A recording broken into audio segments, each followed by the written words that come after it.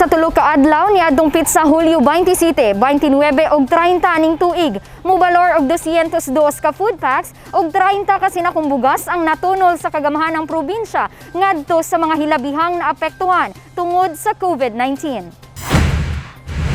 Ang tanang benepisyaryo mipadangat sa ilang dakong pasalamat ngadto kang Governor Bambi Imano nga gipaagi sa Provincial Social Welfare and Development Office kun PSWDO nga maoy gitahasan nga magsiguro sa ilang maayong kahimtang ug aron nga dili mapasagdan ang panginahanglan sa tanan. Gani nahatagan og tag na pulo ka sakong bugas ang matag pamilya ug individual gikan sa Barangay Liberty sa lungsod sa Lagindingan. Sa lungsod sa Hitagom, lakip na sa 58th IB Bravo Company nga anaa sa Barangay Mat-I Claveria, Misamis Oriental.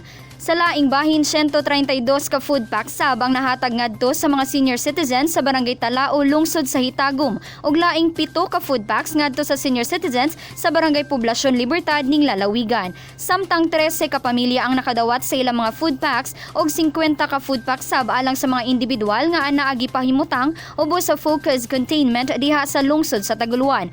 Formal nga gidawat sa matag kapitan sa nasangpit nga mga barangay ang maong ayuda kung asa pulos mibilib sa pamunuan sa gobernador nga luyo sa mga hagit dala sa krisis ning kasamtangan. Wala gayud na balda ang pagpanerbisyo sa Kapitolyo Probinsyal.